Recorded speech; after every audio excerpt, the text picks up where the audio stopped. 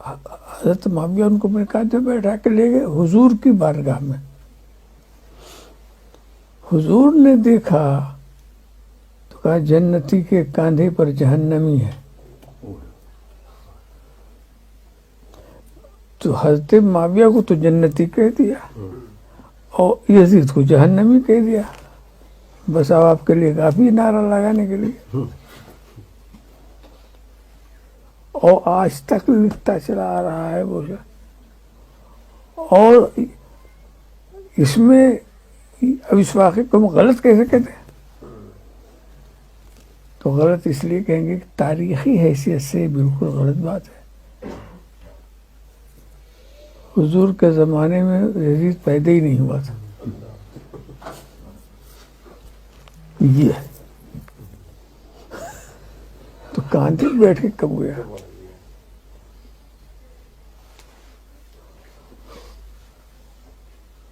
حضرت امام حسین سے بہت چھوٹا تھا عمر میں یہ چیز.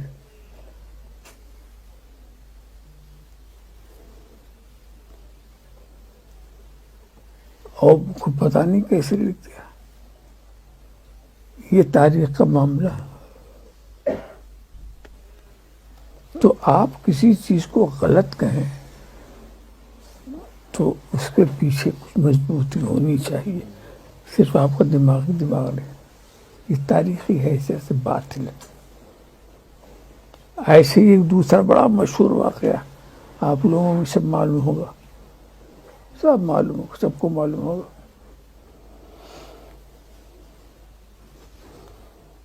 کہ حضرت امام حسن کو زہر کس نے دیا؟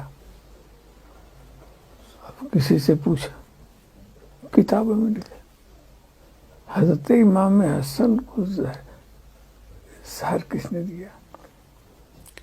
تمام کتابوں میں مشہور ہے کہ ان کی بیوی نے دیا.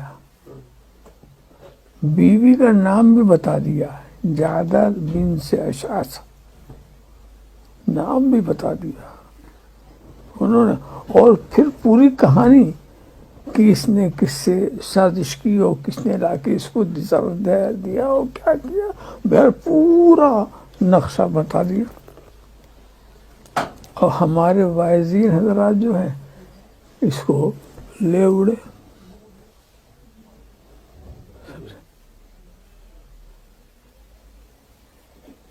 اب آپ کے سمجھنے کے بعد انتہا یہ ہے کہ ہمارے ایک محدث حضرت عبدالعزیز محدث دہلوی, انہوں نے بھی سر الشہادتین اس واقعے کو لکھا. اب بتائیے, اب عبدالعزیز محدث دہلوی کا نام سن کے تو سب چونک جا رہے, حضرت نے لکھا.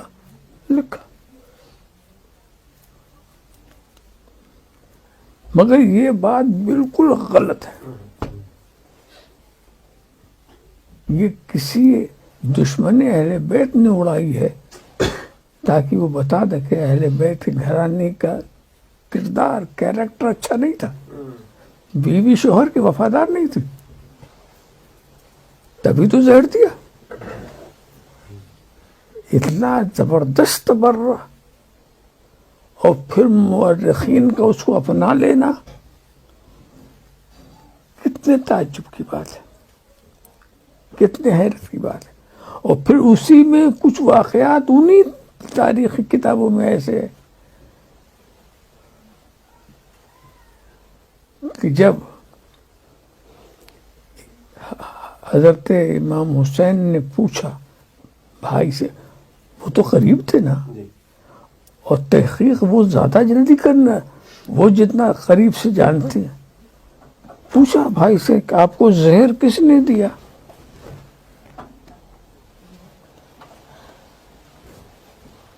جس عورت نے گلاس سے پانی پلایا اس کا نام نہیں لیا. ارے گھڑا تو ان کے کمرے میں تھا نا, نکالنے والا ان کی نظر کے سامنے ہے, ان کا نام نہیں لیا. کہا کیا کہ جس کی طرف میرا خیال ہے اگر وہی ہے تو خدا اس کا بدلہ دے گا, ویسے میں کسی بے گناہ کا نام کیسے لے لوں؟ گنہگار کا پتہ امام حسن کو نہیں، یہ مورخ صاحب کو کہاں سے ہو گیا؟ چاہتے کہ صدر عدل مساوات، غصے میں وہ لوگ یہ نہ سمجھے کہ عقل کے خلاف بات کریں گے. اس بات کو دوسرے انداز سے بھی کہا جا سکتا تھا، اس میں یہ ساری خرابیاں لازم نہیں آتی تھیں، مگر انہوں نے اس طرح سے بیان کیا. تو یہ بات بہت غلط ہے کہ اہل بیت رسول میں داخل ہو چکی تھی اور ان پر یہ ایسا الزام، قتل کا الزام، جس سے بڑا کوئی الزام نہیں، وہ آپ بڑے اطمینان سے دے رہے ہیں.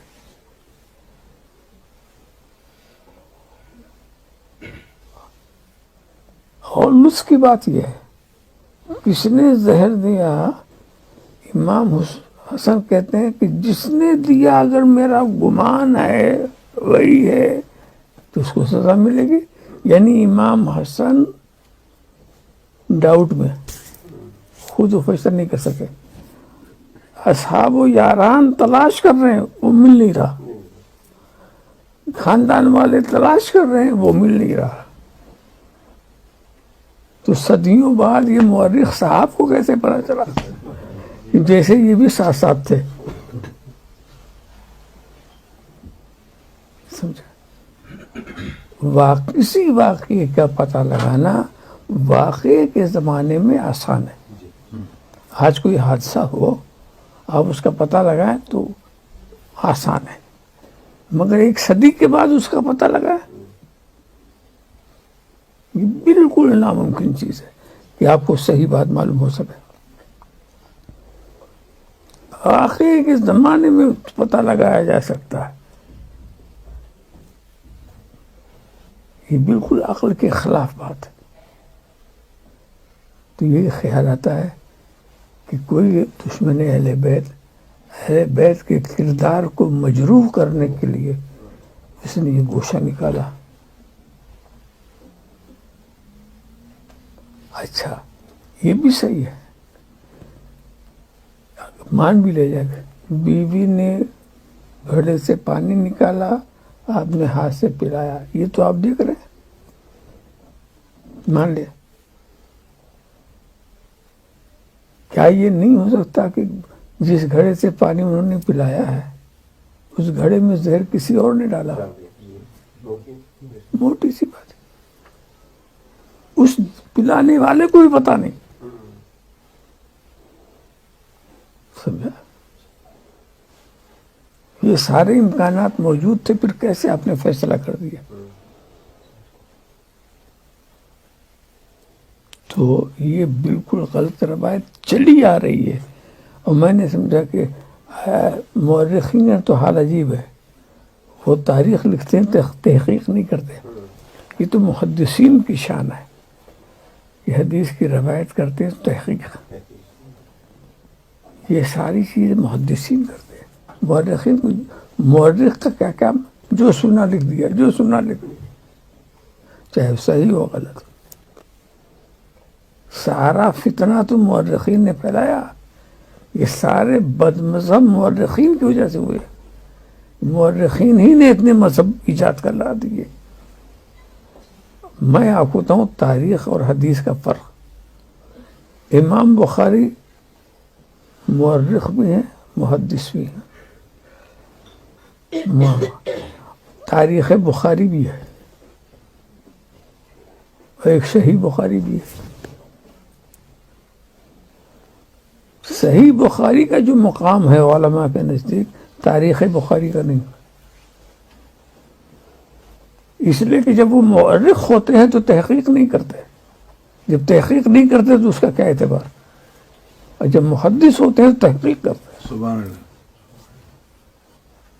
ایسی تحقیق امام بخاری نے کی، اس کی نظیر نہیں. کیا احتیاط، حدیث لکھنے سے پہلے کتنا اہتمام. تاریخ لکھنے میں کوئی اب آپ کہانیاں سناتے رہتے ہیں، آج یہ ہو گیا، آج وہ ہو گیا، اس کی کوئی تحقیق کرتا ہے؟ تو تاریخ بخاری کا وہ مقام نہیں ہے جو صحیح بخاری کا. تو تاریخ کے ذریعے اپنا مذہب نہیں بنایا جائے گا. تاریخ کسی بھی مذہب کی بنیاد نہیں بن سکتی. تاریخ نے تو گمراہیاں پھیلائی ہیں.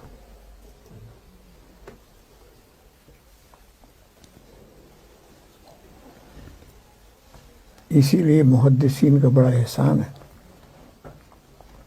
کہ انہوں نے حدیث کو چھان بین کر کے جہاں تک ممکن ہو سکا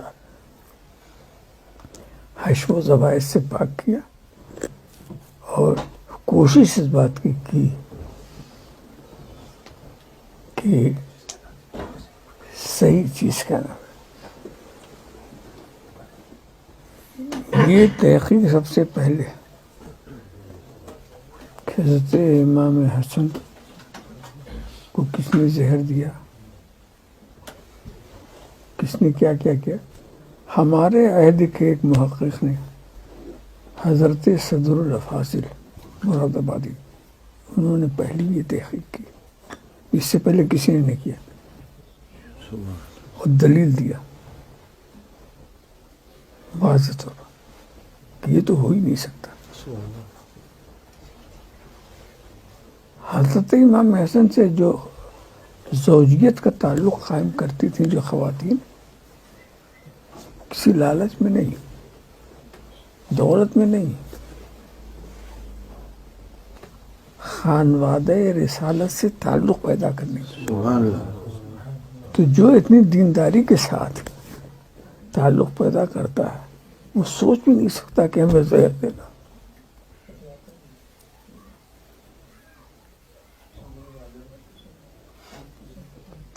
تو یہ جھوٹے کہانی بنانے والے لوگ اور جھوٹی باتیں کرتے رہے. صدر الافاضل نے اس کو سوانح کربلا کے اندر بہت واضح طور پر بتایا. حالانکہ پتہ نہیں شیخ عبدالعزیز محدث دہلوی جیسے محدث کی نظر اس پر کیوں نہیں رہی، مگر کہنا پڑتا ہے کہ انسان بشر ہے اور بشر سے غلطی ہوتی.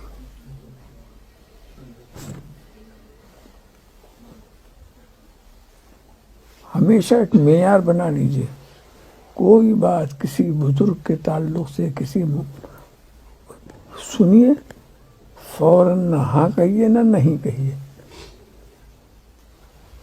پہلے غور کیجیے کیا یہ عقلاً ہو سکتا ہے کہ انہوں نے ایسا کہا ہو یا کیا ہو. کیا یہ شرعاً کوئی اس میں کوئی استحالہ تو نہیں ہے، کیا اس میں کوئی تاریخی قباحت تو نہیں ہے. جب نہیں ہے تب آپ یہ حکم دے سکتے ہیں تم ماننا چاہو تو مان لو.